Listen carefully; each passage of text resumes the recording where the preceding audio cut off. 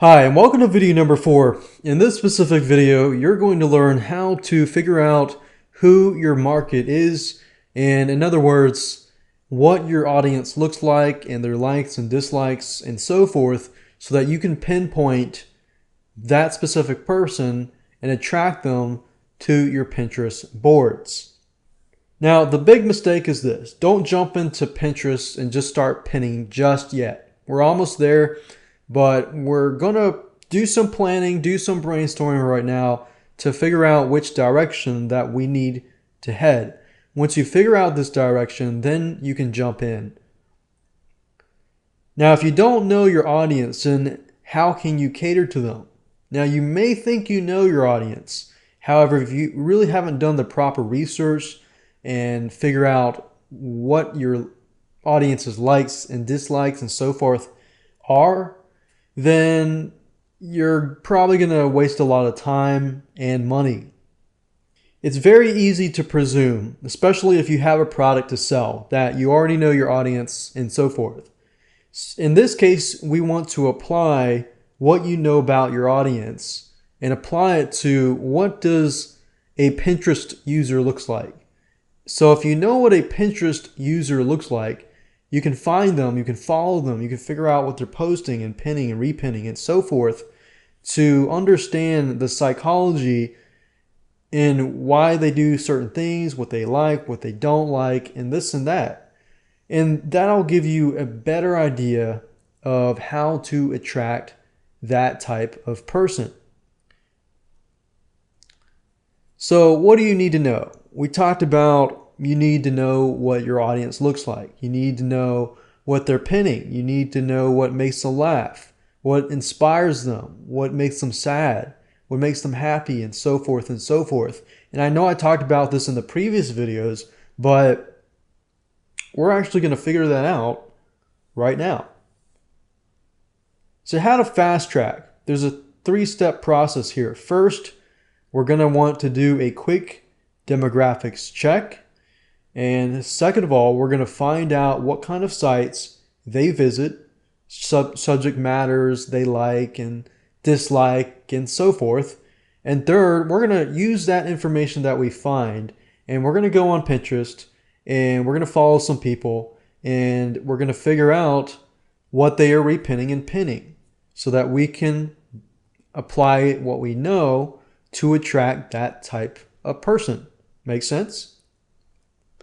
All right, so let me go ahead and show you how to do that. And the first site we're going to go to is Quantcast. What you need to do now is to open up 3 different websites. The first one is called quantcast.com. The second one is alexa.com. And the third one is, of course, Pinterest.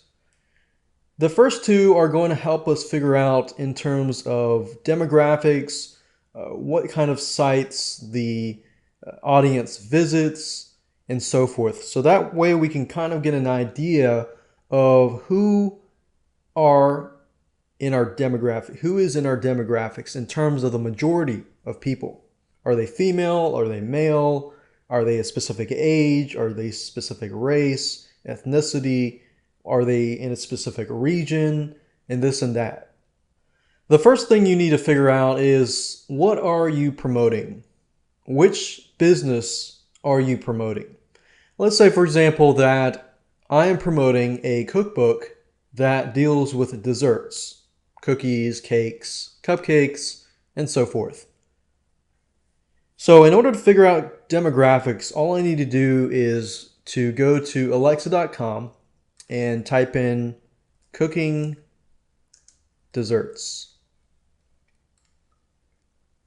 And what this will allow me to do is to figure out websites that deal with cooking desserts that are some of the top websites.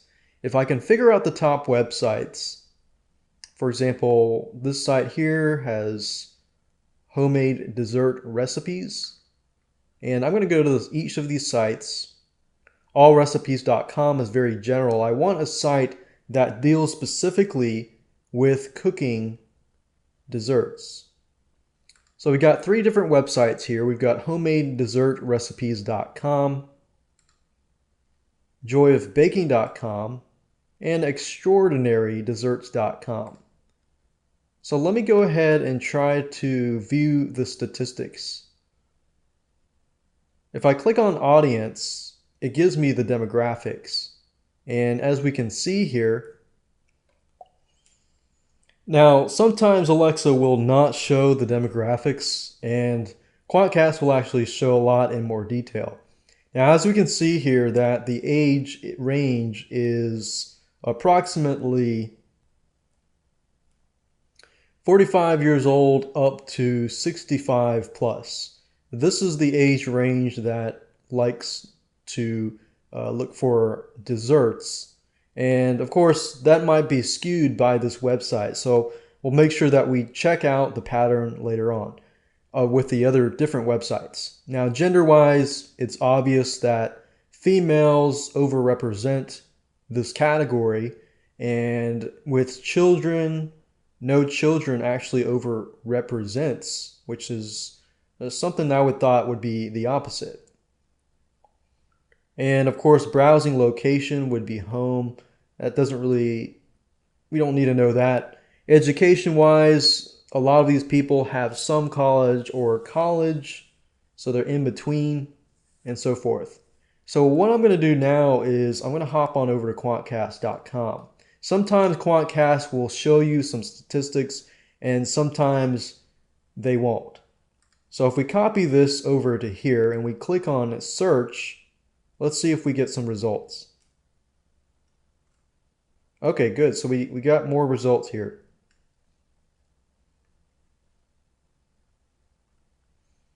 So we see right here that it's obvious that females, there's more females here. And in this case, the age is a little different, but has kids, no kids, has kids. And then in terms of how much money they earn, the 50 to 100,000 is the majority, but it seems to be about average.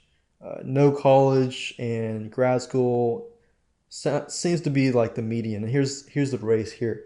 So as we can see, it's kind of similar, a little bit different in certain senses, but I'm going to keep going and look at different websites. We got joyofbaking.com.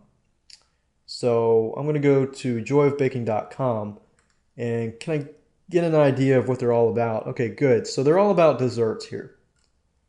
All right. So now I know they're all about desserts. I can click on audience and I see here that it's mostly female. It's about average here. It's about the same as the other one here. In terms of has children, this says that it has more children. So we know that it's probably in between. They either have children or they don't. But we definitely know for sure that gender-wise, they're female. They're probably busy and they have some college or some college here. I'm going to hop on over back to Quantcast and look at joyofbaking.com. And the whole idea here is to compare several websites and see if you can see a pattern. Because you don't want to just look at one website and say, okay, that's how they look like. Let's see, people per month, demographics, definitely female, about average here, average here, average here, average here, and average here. So it's about the same as we saw earlier. Now, in terms of websites, we can see that they visit a lot of cooking websites, as you can see here.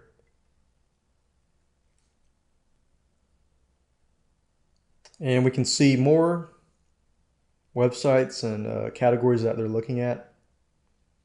So this gives you an idea of what kind of person they are. They like to look at food, home, family, home decor and design, magazines, instant messenger. They're probably mothers who are staying at home and have to raise their kids and so forth. Now, that's just what I have in my mind. It could be different, but that's kind of how what my mind. So you want to kind of envision in your head what this type of person looks like. And then once you figure out all of this information, you have the data, you know who they are, and you can even give the person a name. You can say, I'm going to give this person the name Stephanie. Okay, this sounds like a Stephanie or something. So let's say that you've given the person the name, you've figured out what they like, they don't like, and figure out what websites they visit. Now you can hop on over to Pinterest.com and then type that in here. So what do you type into Pinterest? Well, simply type in what we saw here, like food, home and family, home and decor. So in this case, we'll just type in desserts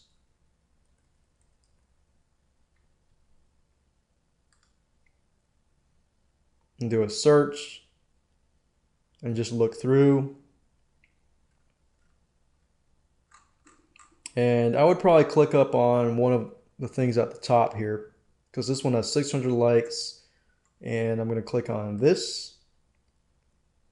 And it was pinned by Samantha. I'm going to click on her. And I'm just going to go through here and try to get an idea of what other things Samantha likes. Food, animals, desserts. And then look at what these comments are. It says, is there a recipe?